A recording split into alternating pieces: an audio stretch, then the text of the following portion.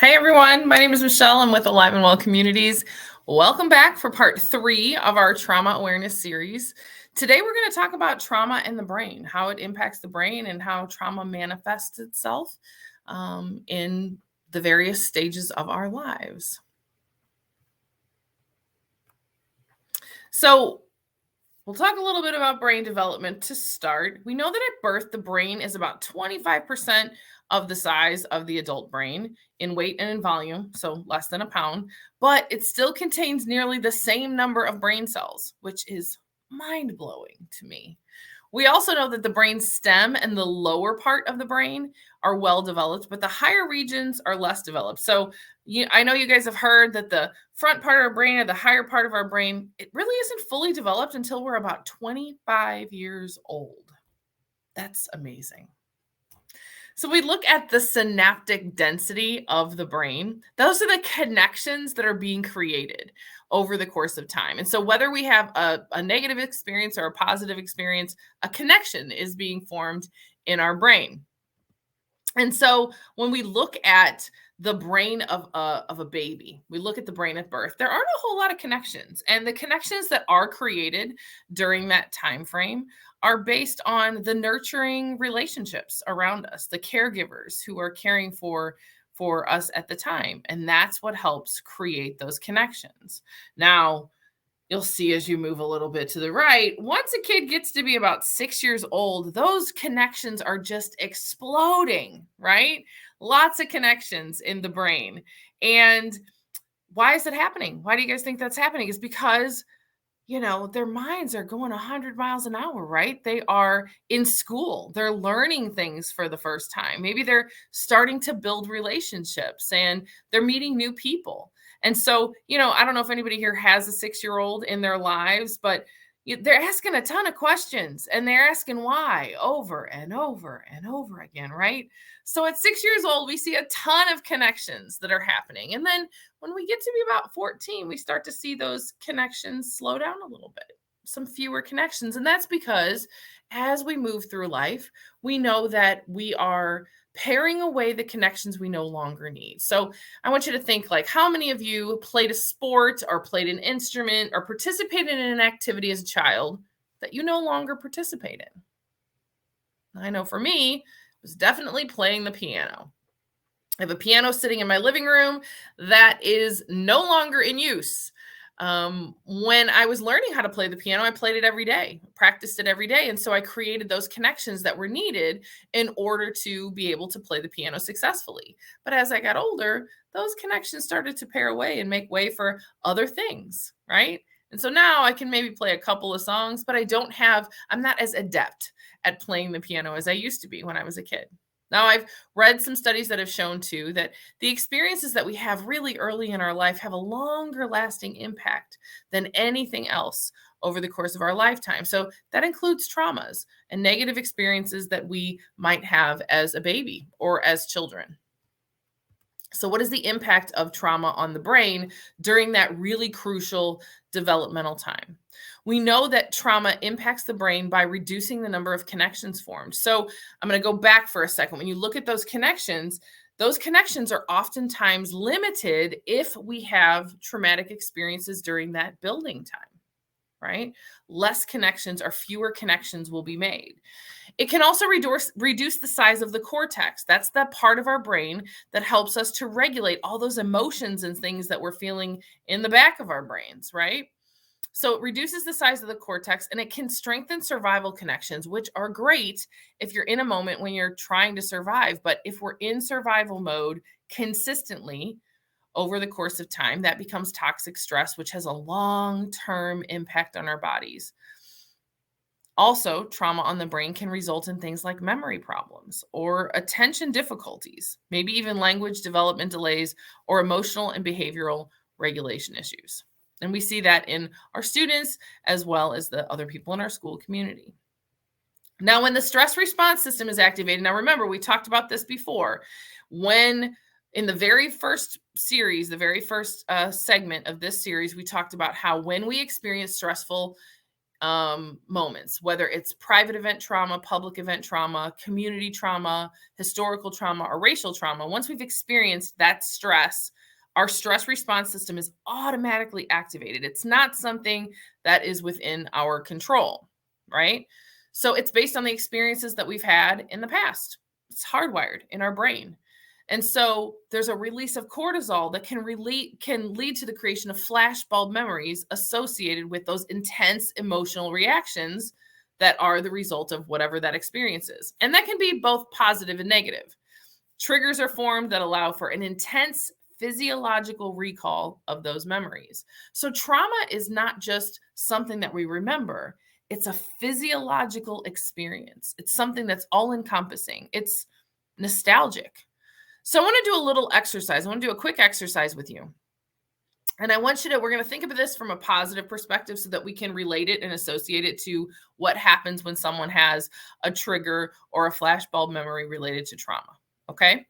So from a positive perspective, I want you to think about this. How many of you can think of a song that when you hear it, you're like, oh, that is my song. I remember where I was. I remember who I was with. I remember every experience related to that song. That is my song. How many of you guys have a song that you can think of? I'm going to give you a minute. Obviously, you don't have to share with me. But oftentimes when we do this exercise, people are like, no, you don't want to know where I was and who I was with. But I definitely have a song. So what was your song? All right. Now I want you to think about a smell. Something that you smell that takes you back. It pulls you back into a moment, a positive moment, right? Or maybe a feeling. So how many of you have like a time of year that you just absolutely love? I always think about fall. When fall first hits here in St. Louis and Missouri, there's like that one day that you step outside and that crisp, cool fall air just smacks you in the face. And I was a college volleyball player, and that time of year always reminds me of playing ball.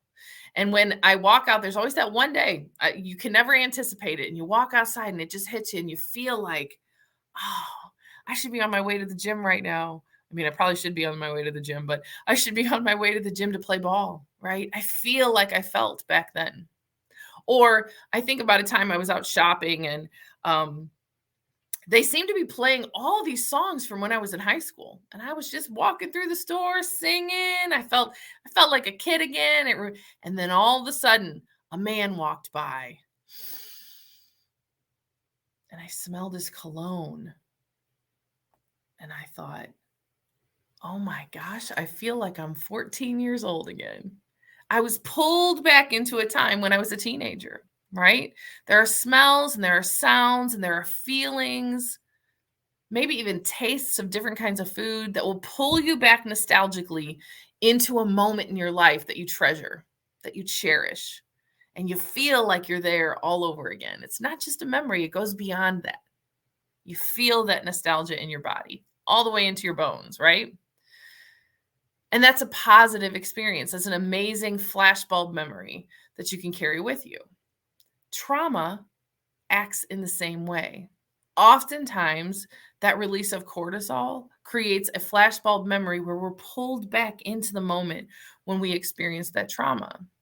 And in that moment, while the people around us are figuring out how to regulate and how to get us all back into a space where we can learn again or where we can have a conversation, we're really being pulled back into this traumatic experience. It's a physiological recall of powerful memories.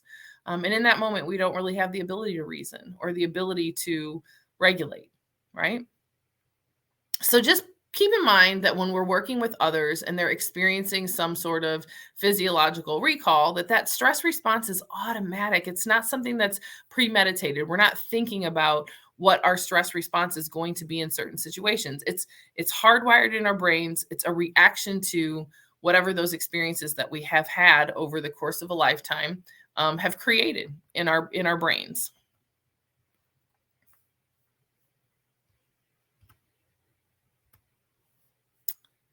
So this is a demonstration of what happens when we are outside of our window of tolerance. So this dotted line, these dotted lines that you see on the screen represent your window of tolerance, the tolerance that you have on a daily basis for whatever stuff, right?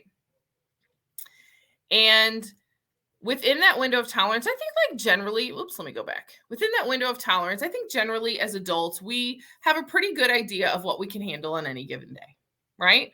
Um, and there are days when we'll say, you know what, I can't take one more thing. If one more thing happens, I'm just gonna lose it, right? But within that time, we can generally know or identify what we can handle in that moment.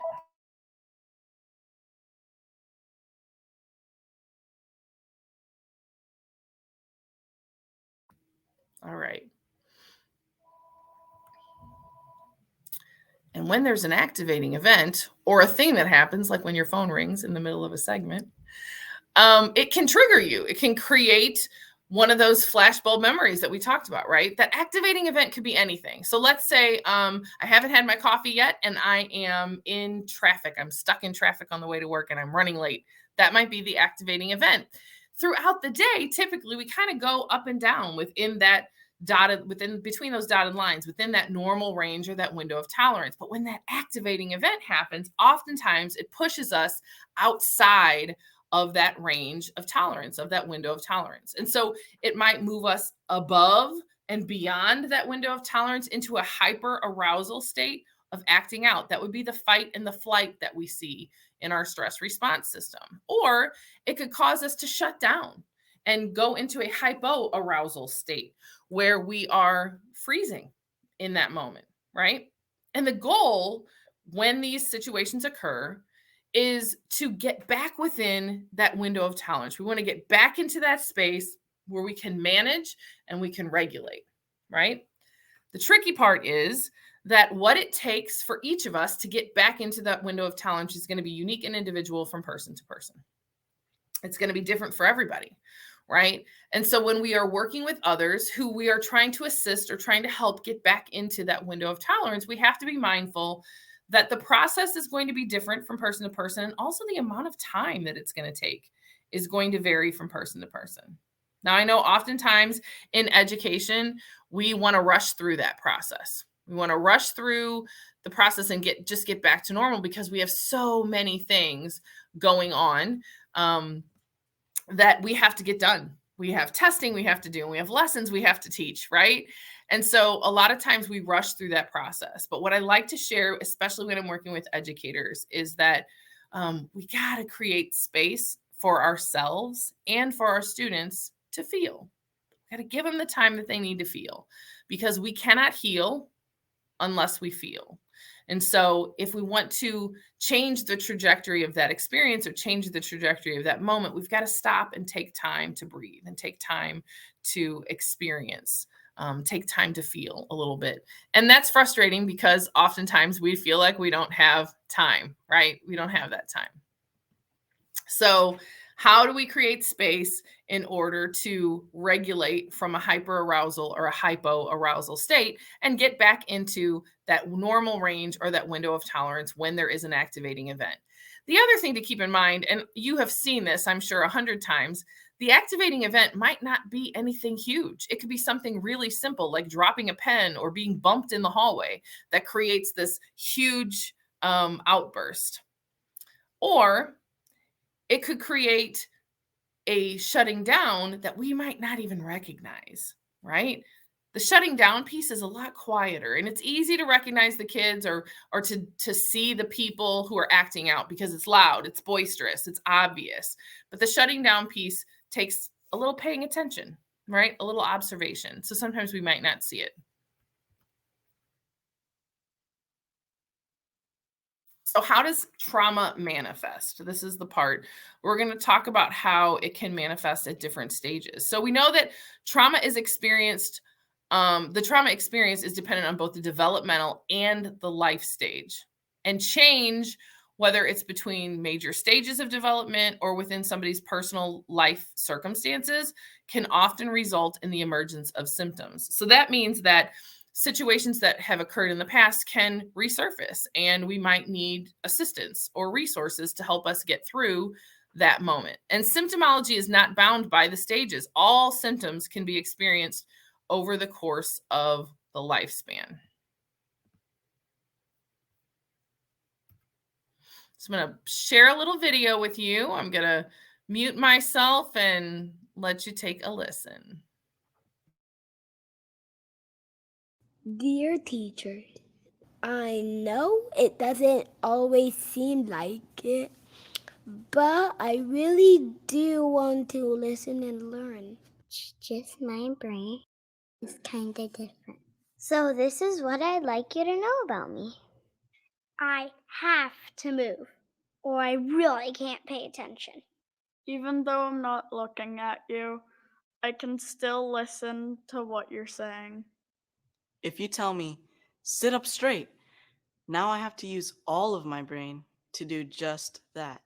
It makes me feel sad when you tell me to try harder, even though I've already tried as hard as I can.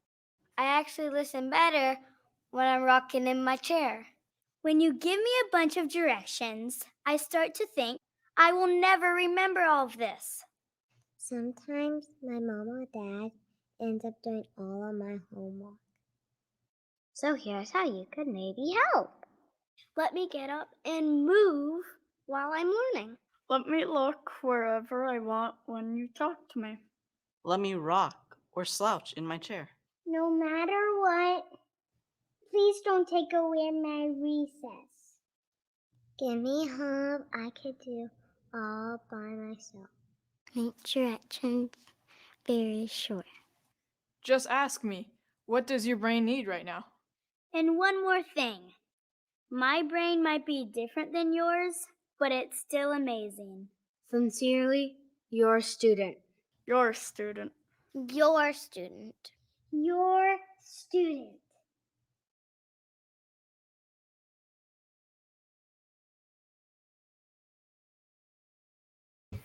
Okay. So obviously, we're just recognizing that the experience is unique and individual from person to person, right? And how it shows up is going to be unique and individual too. And we want to make sure that we're building relationships. That's the key here. Understanding how it manifests for different people and what their experiences are really comes down to us just asking questions and building relationships with our kids and with the people around us. So how does trauma manifest in early childhood? Well, the trauma of not having a healthy relationship with a primary caregiver, can result in the difficulty of regulating emotions, maybe trusting others, feeling free to explore environments, and developing a sense of self. We also know that kids who don't have a healthy relationship with a primary caregiver early on are at high risk due to rapid development. They might be less able to anticipate danger, and they cannot always express their feelings in words. And so we'll see outbursts of behavior or difficulty regulating behavior because there isn't the ability to express that feeling in words. And that's early childhood. That's with our little ones. As the kids continue to grow, they're not often able to understand cause and effect, which can result in blaming themselves maybe, or blaming their caregivers. They might wonder why something is happening or what they did to cause something to happen. We know that kids have a profound lack of control over their environments. And so sometimes the behavior that we witness or experience with them is just an effort to gain control. Temper tantrums might be an effort to gain control. They might be an effort to get attention, right? To garner some attention. Children are often going through trauma alongside their primary caregiver too, so that vicarious trauma can also manifest in a child's life. Any of the stressors that a parent is feeling, a kid is absolutely feeling alongside them.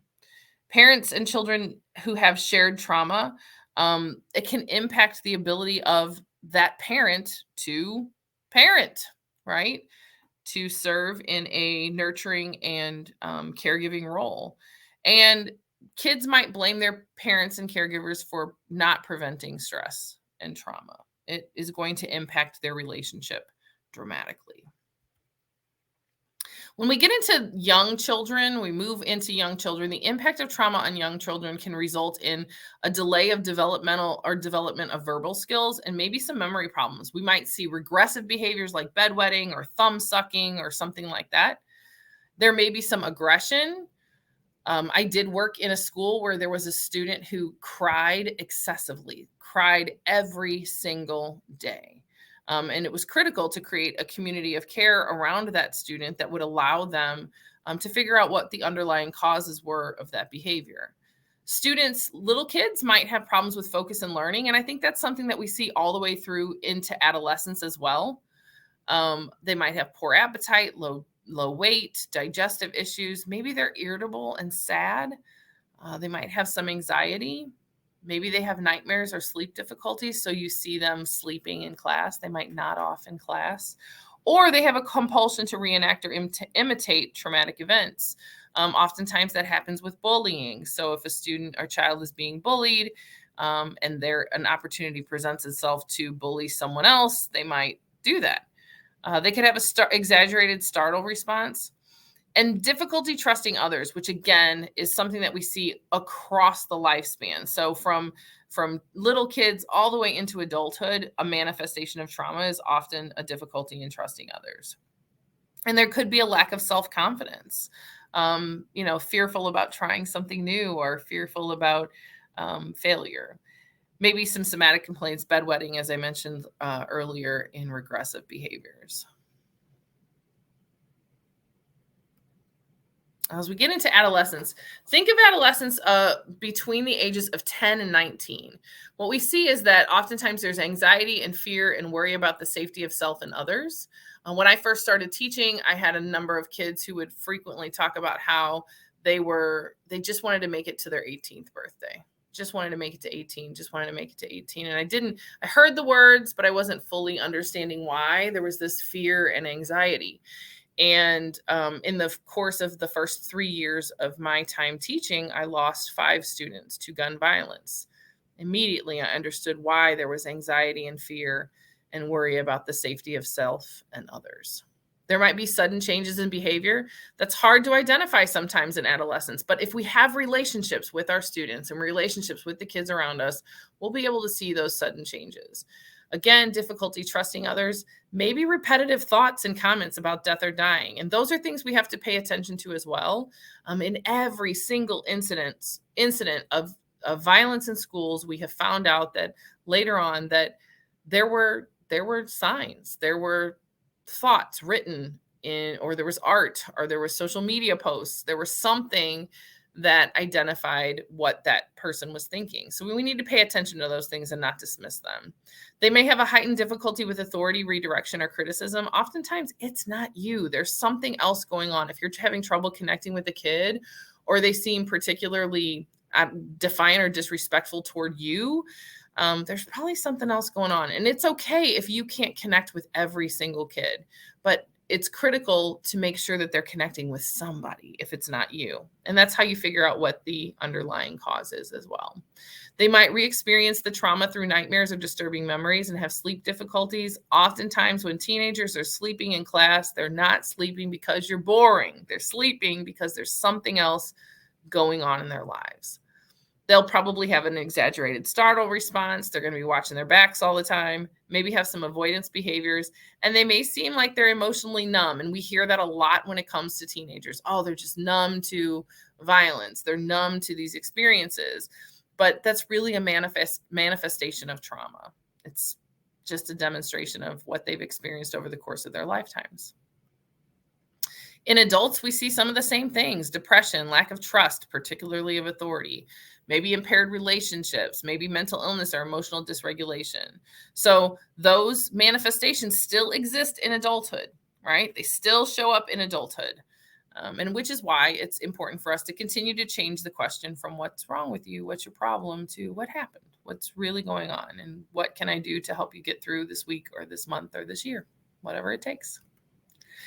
All right, we're going to watch a little Rita Pearson. You may have seen this video already, but Rita is very inspiring. And let's give her a listen. Every kid needs a champion.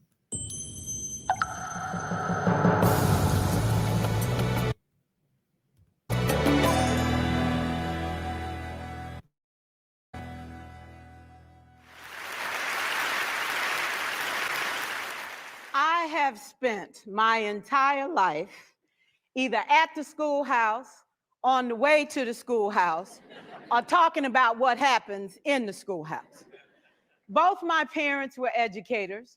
My maternal grandparents were educators.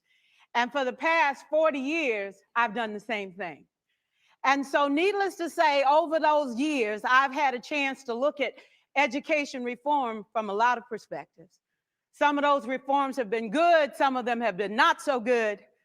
And we know why kids drop out. We know why kids don't learn. It's either poverty, low attendance, negative peer influences.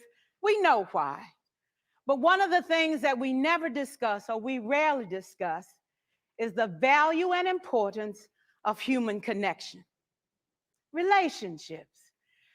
James Comer says that no significant learning can occur without a significant relationship. George Washington Carver says all learning is understanding relationships. Everyone in this room has been affected by a teacher or an adult.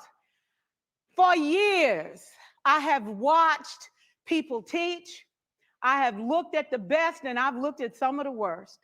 A colleague said to me one time, they don't pay me to like the kids. They pay me to teach a lesson. The kids should learn it. I should teach it. They should learn it. Case closed. Well, I said to her, you know, kids don't learn from people they don't like.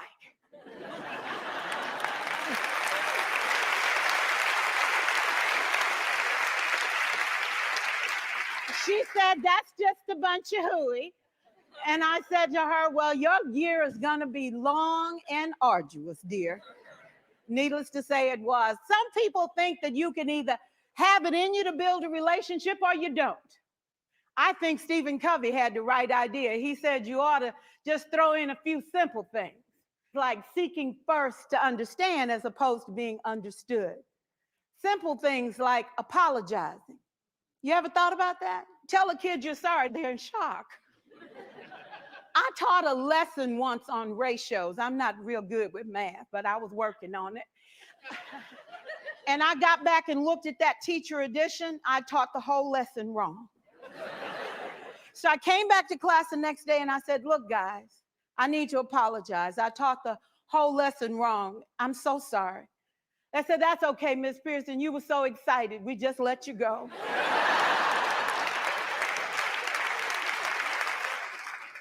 I have had classes that were so low, so academically deficient that I cried. I wondered, how am I going to take this group in 9 months from where they are to where they need to be? And it was difficult. It was awfully hard. How do I raise the self-esteem of a child and his academic achievement at the same time? One year I came up with a bright idea. I told all my students, you were chosen to be in my class because I am the best teacher and you are the best students. They put us all together so we could show everybody else how to do it. One of the students said, really? I said, really? We have to show the other classes how to do it. So when we walk down the hall, people will notice us. So you can't make noise. You just have to strut. And I gave him a saying to say, I am somebody. I was somebody when I came. I'll be a better somebody when I leave. I am powerful and I am strong. I deserve the education that I get here. I have things to do, people to impress, and places to go. And they said, yeah. You say it long enough, it starts to be a part of you. And so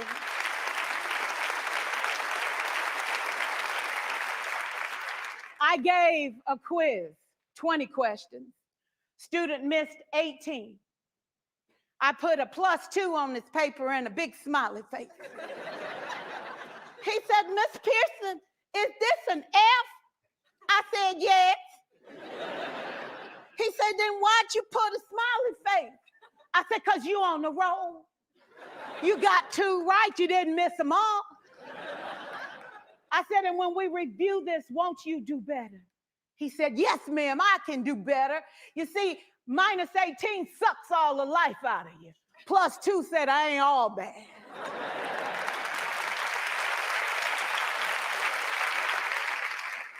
4 years, I watched my mother take the time at recess to review, go on home visits in the afternoon, buy combs and brushes and peanut butter and crackers to put in her desk drawer for kids that needed to eat, and a washcloth and some soap for the kids who didn't smell so good. See, it's hard to teach kids who stink. And kids can be cruel. And so she kept those things in her desk, and years later, after she retired, I watched some of those same kids come through and say to her, you know, Miss Walker, you made a difference in my life. You made it work for me. You made me feel like I was somebody when I knew at the bottom I wasn't. And I want you to just see what I've become. And when my mama died 2 years ago at 92, there were so many former students at her funeral. It brought tears to my eyes, not because she was gone, but because she left a legacy of relationships that could never disappear. Can we stand to have more relationships? Absolutely. Will you like all your children? Of course not. And you know your toughest kids are never absent. Never. You won't like them all, and the tough ones show up for a reason. It's the connection, it's the relationships. And while you won't like them all, the key is they can never, ever know it. So teachers become great actors and great actresses, and we come to work when we don't feel like it, and we listen to policy that doesn't make sense, and we teach anyway. We teach anyway because that's what we do. Teaching and learning should bring joy. How powerful would our world be if we had kids who were not afraid to take risks, who were not afraid to think, and who had a champion? Every child deserves a champion, an adult who will never give up on them, who understands the power of connection and insists that they become the best that they can possibly be. Is this job tough? You betcha. Oh God, you betcha. But it is not impossible. We can do this. We're educators. We're born to make a difference. Thank you so much. All right. Rita Pearson with a little inspiration. Okay, we're at the end of part 3 of our 4-part series. Here is the survey for this portion of our training. Please go ahead and click on that UR code or use that link at the bottom. Give us a little feedback here at Alive and Well, and I will see you for part 4. Thank you.